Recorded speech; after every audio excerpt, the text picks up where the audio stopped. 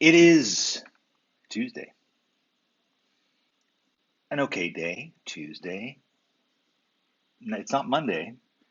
Monday, it's not the weekend, for what that's worth. It's Tuesday. It's Tuesday, it's April 21st. So far, so good. I'm feeling good today. For the first time in many days, I slept. Boom! Good 8.5 hours.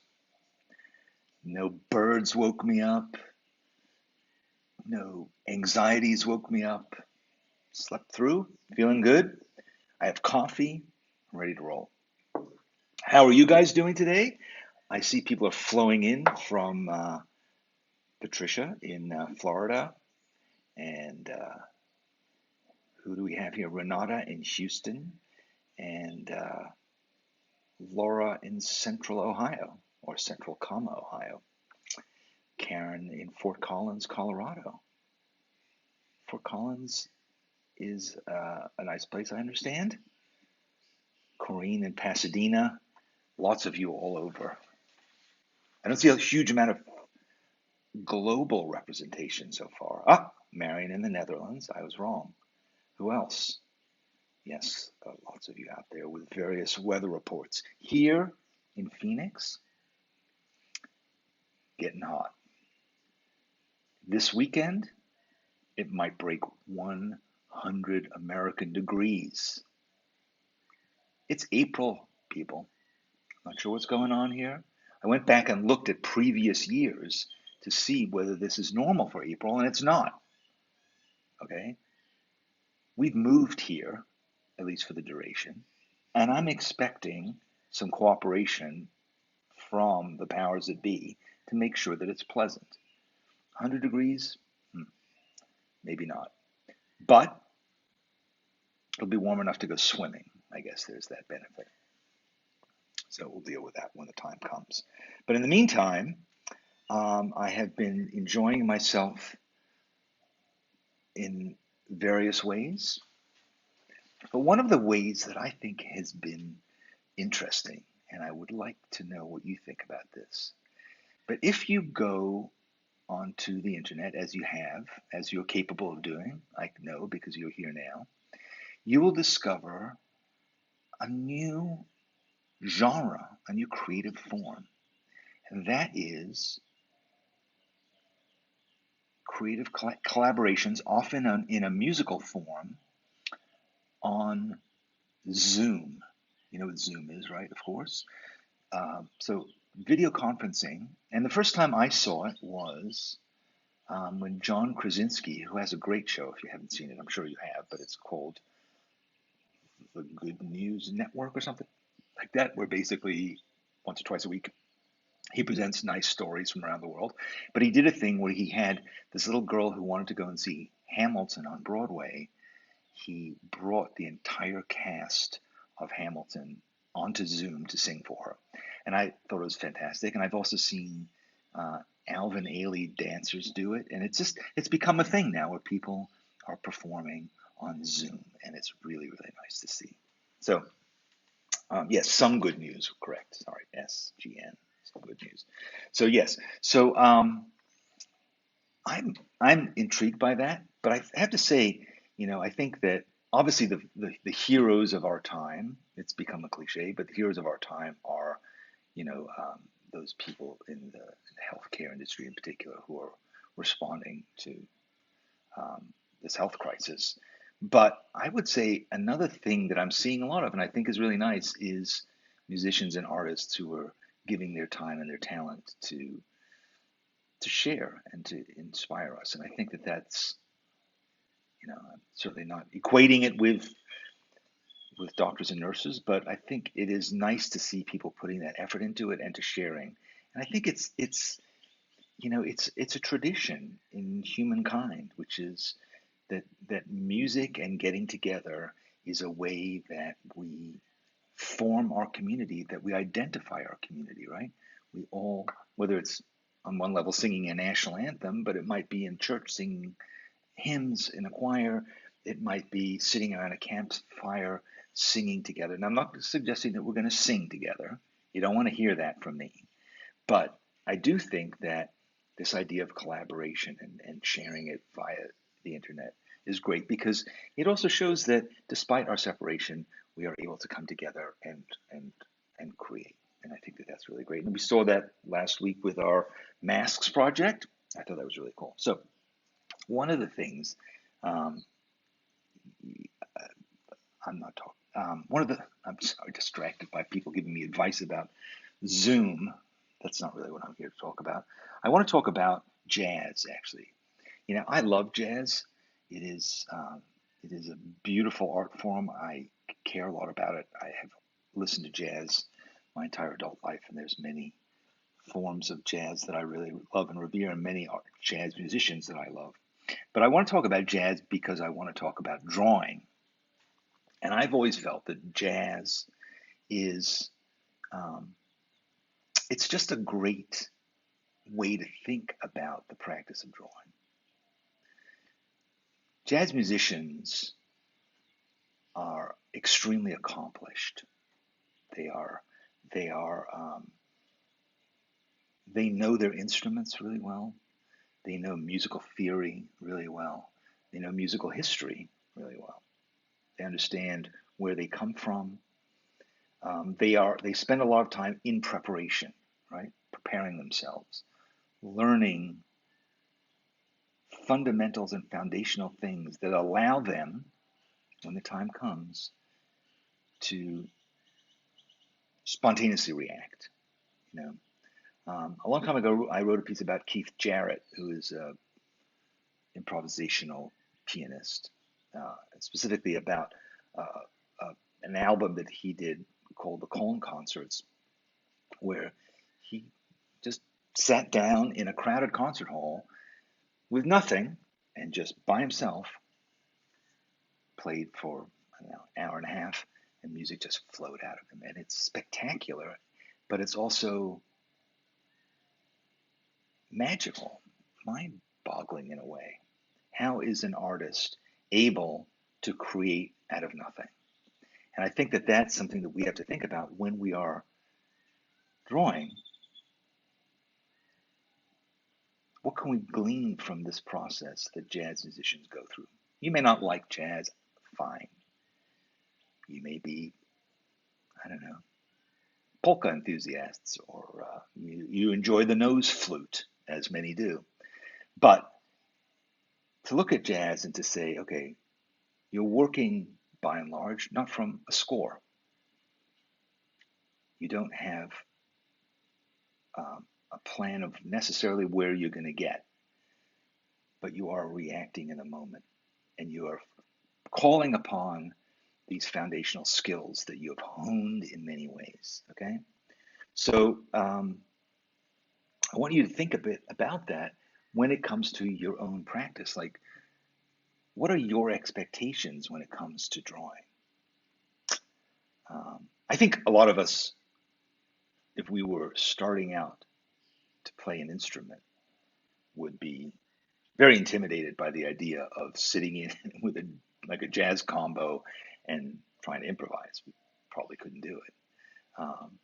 But I think anybody could pick up a triangle or a tambourine um, and improvise something.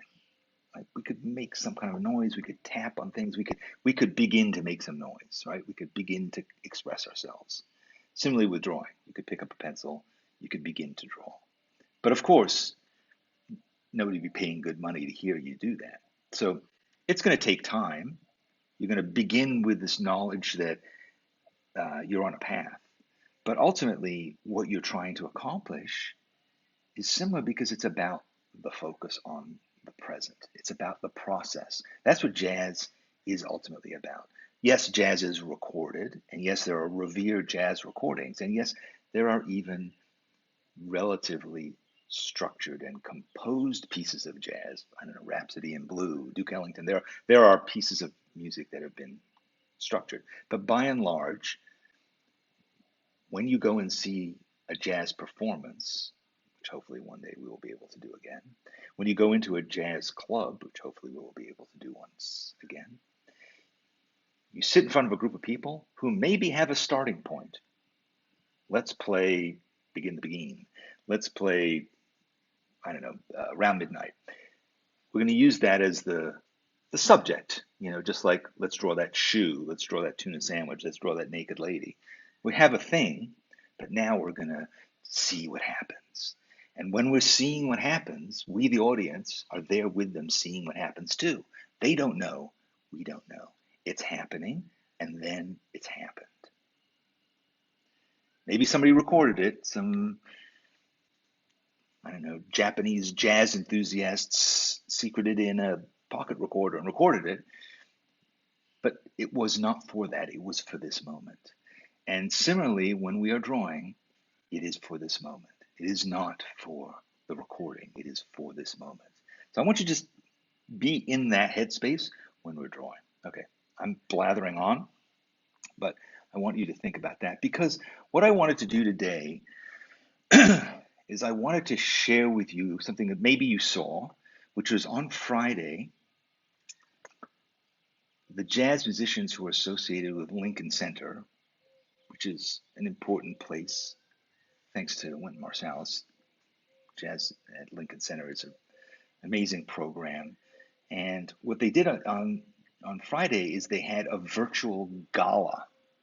Gala? Gala. They had a virtual one. And they brought in musicians from around the world. And several of them did live performances that appear to have been shot and recorded on their phones or something. Amazing, amazing artists. So what I did is I got this recording and I wanted to share some pieces from it, and I wanted us to draw while we're listening to it, okay? You can draw the musicians. You can draw your coffee cup. You can draw whatever you want, but I want you to respond to the fact that this is a thing that just happens. We go with it, we feel it, we make something, and then we're done. Okay? There's several pieces of music in it that are mind-blowing, and they're not what you think jazz is. Okay, so if you're like, oh, jazz, great, I'm out of here, I'm going to go and watch, I don't know, something else. Don't. Stay here. Watch this. It may make you love jazz. It may make you love drawing. It may make you love the World Wide Web. Okay? I'm going to pull up my iPad because, again, today I can't be bothered to do anything but draw on my iPad. I just spent a lot of time last night sitting outside drawing on the iPad, and man, I love it more and more every day. So I'm going to pull it up. You pull up whatever you want. You could draw on anything, with anything. You could twiddle your thumbs. You could knit.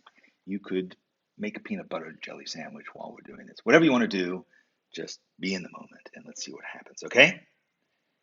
And if jazz makes you nervous, you don't know jazz, okay? So I'm going to show you some jazz, play you some jazz. We're going to see what happens, and then we're going to go from there, okay? Then we'll come back and talk about it.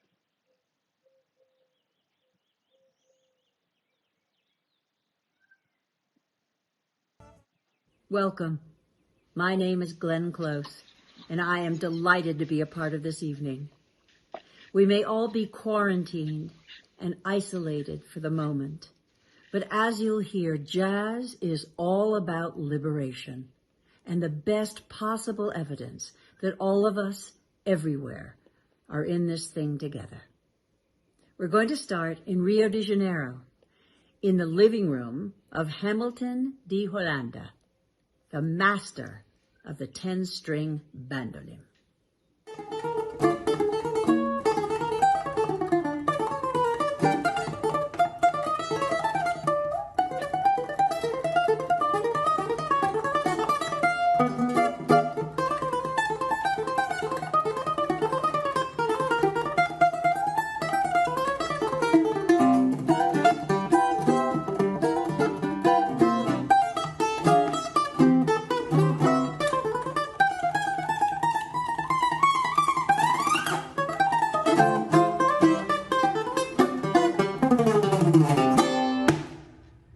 pessoal! Hello, my name is Hamilton de Holanda and I'm from Rio de Janeiro, Brazil. We need to invite me to join you guys on this Jazz at Lincoln Center Gala concert. I came from a musical family. I was born inside an instrumental music tradition called choro. For me, choro and jazz are in the same family. Choro is the grandfather of bossa nova, and it is a fusion between African and European music. Music teaches a life lesson for me: the importance of harmony, social responsibility, and freedom. I will play the first song that brought me closer to jazz, All the Things You Are. I will share this moment with my son, Gabriel. Stay safe, lots of love for all of you. Muito obrigado.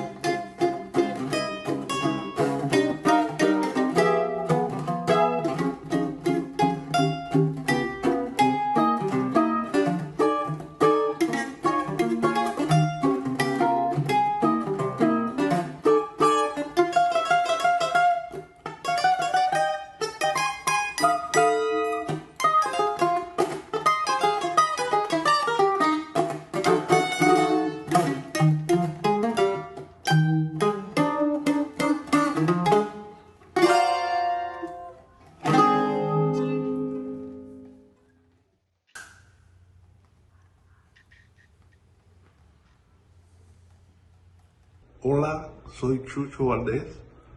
Estoy deseando que todos estén bien y que estén recogidos, que estén en su casa, porque ya todo esto tiene que pasar y cuando pase volver a disfrutar de los grandes conciertos de jazz en el Lincoln Center. Ahora, por lo pronto, lo dejo con una versión que hice de My Foolish Heart y ojalá que la disfruten.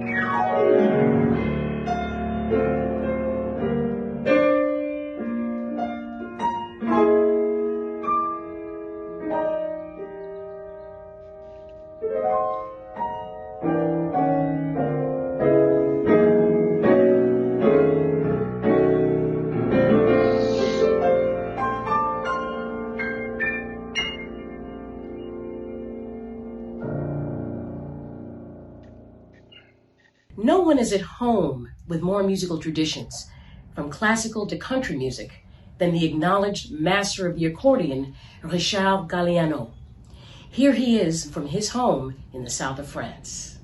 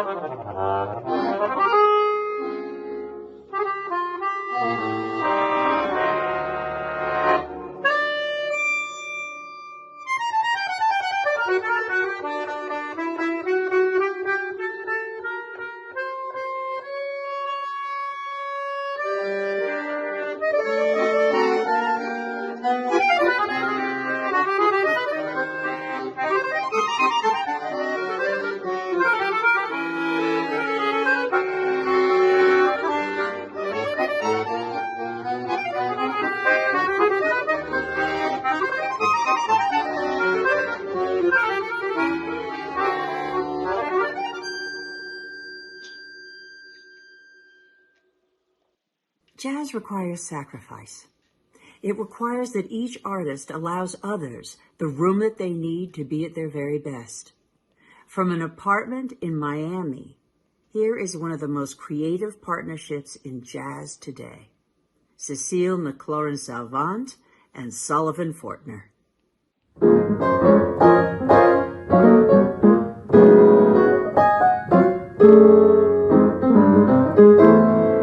I love you, hums the April breeze.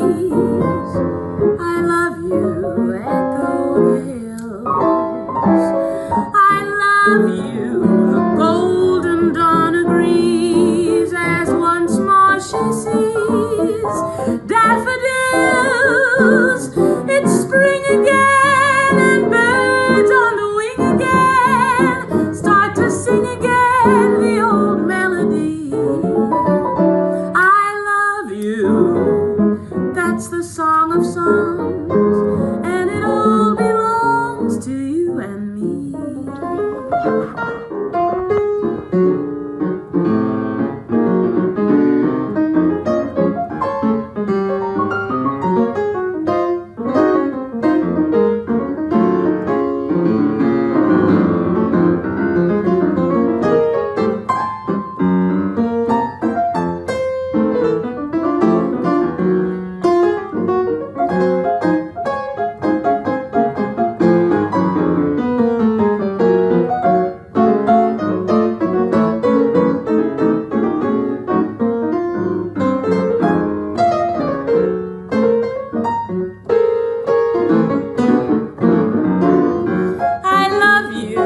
Hums the April breeze. I love you, echo the hills.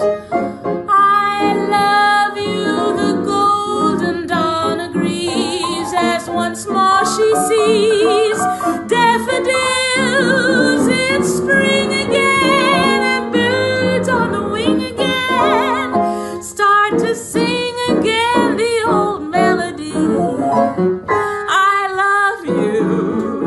That's the song of songs, and it all belongs to you and me.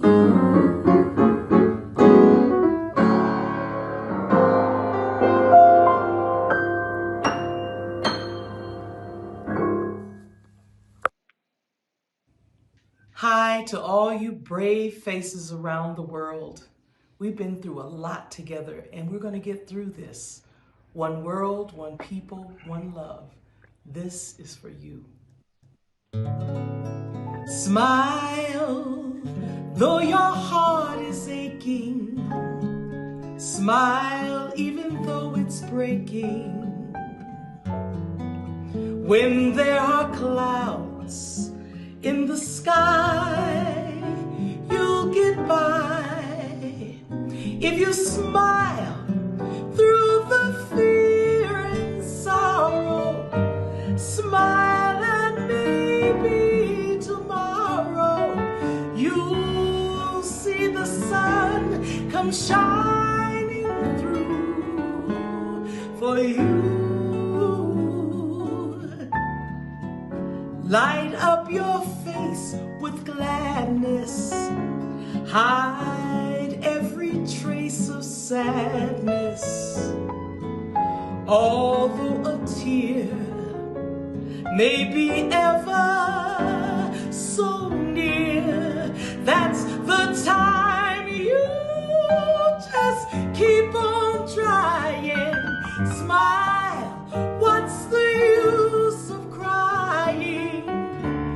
You'll see that life is still worthwhile if you just smile.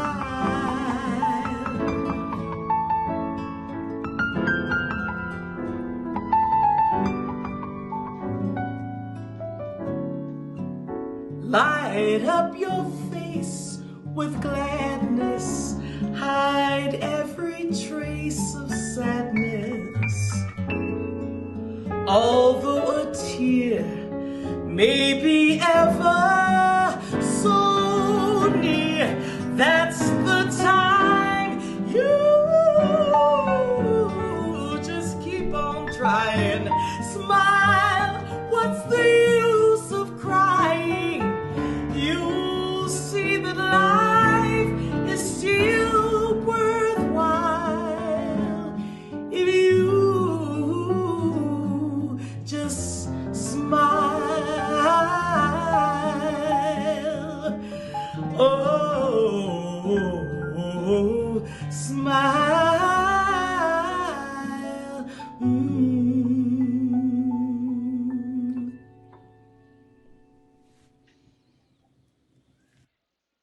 Well, I hope y'all enjoyed this evening. Our thanks to everyone who made it possible. Artists, donors, patrons, students, supporters, and fans. When we can finally be together again in person, let's not forget the lengths we went to be together tonight. Let's remember and think about the love this stellar roster of musicians express for the music that will continue to unite us. In the meantime, stay safe, stay healthy. Until we meet again, keep right on swinging. Yes, indeed. Yes, indeed. That was fun. It was exhilarating. I feel like I'm doing this to you guys every day. Let's go. Let's move. Let's clear.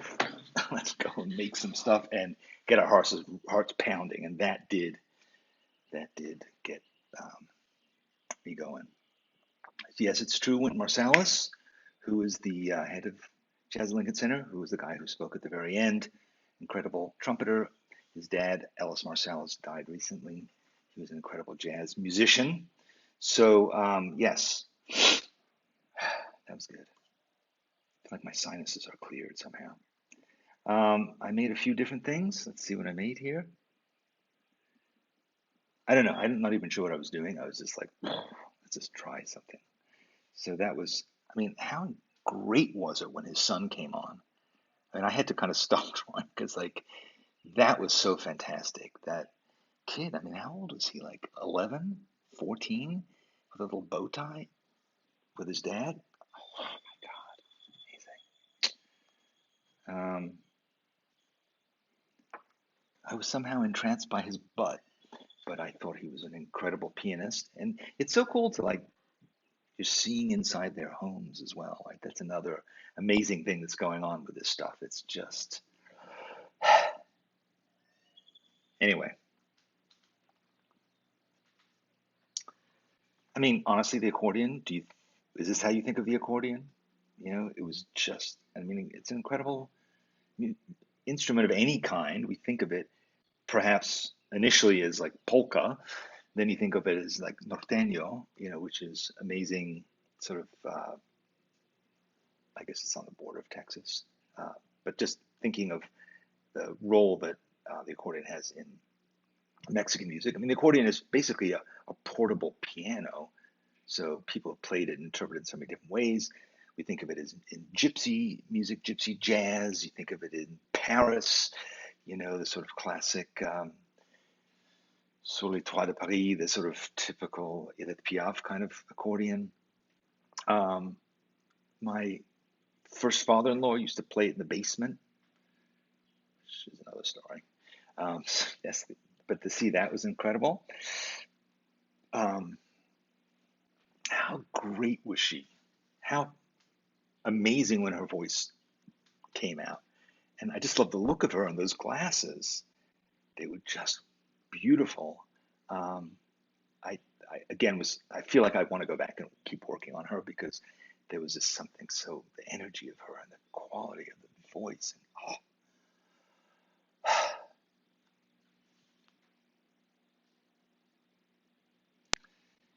and then that final piece, like that was one of the Zoom collaborations I was talking about. Seeing that trio, Diane, her voice singing, her glasses, her hair, it was great. So it was really fun. It's something, you know, to draw. I mean, a lot of times I find that when I go to a jazz club and I try to draw, it is a disaster for a number of reasons. Alcohol, dark room, the pressure of the crowd, but also I feel like the part of my brain that listens to music is sort of the kind of related to the part of the brain that's drawing. And I'm asking them to multitask. So I'm never very happy with drawings that I do while I am listening to music. In this case, however, there was something about this experience. It was more fun. I felt like I was the brightness of the iPad, the big juicy lines. It just somehow felt okay. But a lot of times, honestly, I'm hesitant to do this kind of thing, to draw with music. I don't know. I love music. I think that's the problem. Maybe it's like too many enthusiasms converging. It was great. Um, so yes. So yeah. So my drawing of Diane Reeve may leave a little bit to be desired, but it was a response to the moment. So that was very nice. Um, yes. For those of you who want a link to this, as in all things, when I set up these videos on YouTube, sometimes on Facebook, but definitely on YouTube, um, I always put notes, and the notes have links. And in this case, one of the links is to the full concert. You should watch the whole concert. Some of it is these little, um, live recordings, but a lot of it is actually great moments from jazz bands and orchestra that are part of Lincoln Center in pre-recorded things, so you can actually see people playing live. It's definitely worth it. It's an hour or so, beautiful music, a great cause. If you want to support Jazz at Lincoln Center by giving them some money, that would not be a bad thing, because God knows, I mean, what's going to happen to musicians, people? I mean, are people going to be afraid to go to concerts? We already give their music away for free on Spotify and the like. Musicians depend on concerts to make a living. What's going to happen if you can't go to a concert? I don't know. It makes me upset just to think about it. Because I think of all art forms, I mean, it depends on an audience, certainly a ticket buying audience. So I don't know. I'm sure not a lot of people are making donating to jazz musicians a high priority for them. God knows. But yeah. Anyway. Yes, Gina, my book about drawing without talent has an exercise to draw music, doesn't it? Yes. Yeah. Do as I say, not as I do. But no, it's true. I mean, I think sitting and drawing while listening to music is one thing. For me, being in a concert live is, I mean, I've done it many times. I never feel satisfied. I feel like I'm judgmental, and I want to be open-minded. So that's just me. I'm sure you and many other people will um, do better than I did. Robert has a good point. New ways have to be developed, a new economy, a brave new world. It's true. This is what I say to myself every day. There are billions of smart people on this planet. There's a few billion not so smart people, but there's billions of smart and creative people on this planet. And we as a species have weathered many storms before, and we will do okay. But it's things like this that we want to think about, all these corners of things that need to be rethunk, museums. Are we going to be afraid to go to museums for a while, to art shows? I mean, what if you can't go to a museum? I mean, this is all going to change. We all know this is not a permanent condition. This is something that's going to, be with us for a while. But in the meantime, what about individual people, musicians? Sure. So let's meet again tomorrow. Yesterday, my very kind wife sat with me, and we actually thought through what we're going to be doing this week. So there's actually an idea now. I have an idea for, at least I'm not kind of thinking about it right before. I'm trying to put a bit more thought into these things because you're here and you deserve that. So actually, what I would ask you to do is, if you've done anything interesting today that you'd like to share, do it on social media. Put hashtag SBS Drawing Party so that I can see it. I'd like to. And if you would like to get more information, not information, if you'd like to get more thoughts from me, I'm doing a lot of thinking these days, sitting around here, and I'm writing stuff. So the stuff that I'm writing, I will email you. I won't mail it to you. Is there a post office anymore? Yes, but I will email it to you. And when I email it to you, you will know what I think, and you can tell me what you thought about what I thought. The way to find that stuff is to go to sketchbookschool.com/Danny's list. And that's a list of that you'll be on that I will send you stuff. So I've just started it, but I will keep doing it. Thank you, Morgan, for sharing it. There we go. Okay.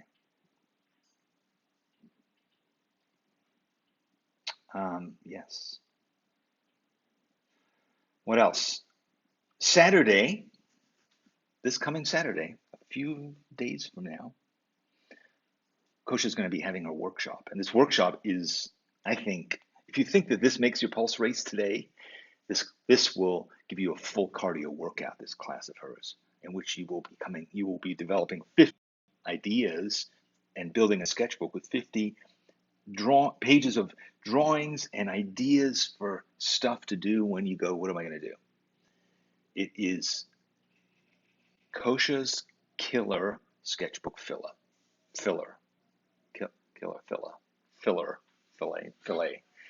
Kosha's killer sketchbook filler. It's not going to kill you, but it is going to fill up your sketchbook with ideas, and you will come away in, I think it's less than 2 hours, with this amazing resource that anytime you're thinking, what am I going to do? You're going to come to this sketchbook that you made, this workbook really, that will give you all kinds of ideas. So go to sketchbookschool.com. There you'll see it obviously prominently under workshops, and you can sign up for it. And you will also have lifetime access to the recording if for some reason you miss something, because it's going to be moving fast. It's going to be really, really good. And you have to sign up. I think Friday is the last day because we need to close this up and get it going. But Kosha and Morgan and I have had many conversations and run-throughs of this thing. It is really great. It's going to be really phenomenal. So I hope you'll join us. Anyway, all right, that's the various bits of business that I wanted to do. If nothing else, let's come out of this experience with the ability to just boldly dive in and start making art. Coach's thing will do that. This thing we did today will do that. Yesterday's Bob Ross, that Bob Ross thing was pretty wild, wasn't it? And I saw a huge number of amazing Bob Ross paintings and drawings that came out of that. And boy, old Bob, you think of Bob as being laconic. Well, I like to tell you about my magic white, my little pet squirrel, and the other critters that's living here in the bayou with me. And meanwhile, the guy is slapping paint on and knocking out a painting in 20 minutes while talking like this and telling you about his afro and his, how he cleans his brushes. And meanwhile, boom, there's a painting. I think all of us who went into it thinking, oh, it's 420. Yesterday was 420. 420 is the supposed weed smoking celebration, and that it was going to be kind of a cool, laid back kind of experience. And instead, it was an adrenalized, caffeine fueled hyperganza of creative outputtery that was amazing. So anyway, as I'm saying, maybe what we're going to come out of this quarantine having done is being incredibly fast and agile in our idea making and our art making. Somebody was talking to me about how they were getting prison ripped.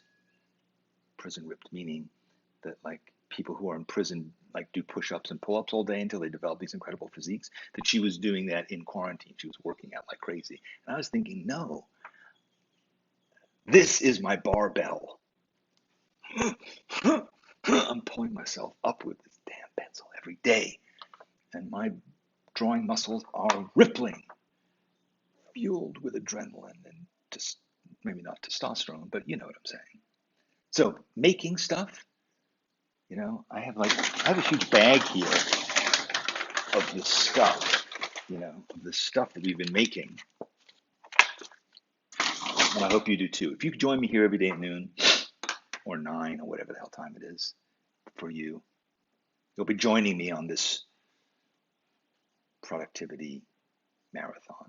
Speaking of marathons, Morgan ran a virtual marathon this past weekend. It's crazy. Morgan, our Dean of Students at Sketchbook School, loves to run these epic marathons. They're not even marathons. Marathon is nothing. Marathon is a trot around the block for her. She runs 100+ mile races. Yeah, like 30 hours of running through the night, through the Kentucky woods, dressed in shorts and barefoot. I don't know what she's doing, but she's out there running through the night, making, you know, I don't know, putting herself through all kinds of hell for some God knows reason. But now she went on a virtual run this past weekend where she had to what was it, Morgan? Every 4 hours, she had to run 5 miles. So she started at like sometime in the afternoon, I think it was, 4 o'clock, ran 5 miles. 8 o'clock, ran 5 miles. Midnight, ran 5 miles. 4 a.m., ran 5 miles for something like 24 hours. Madness. This is what people are doing.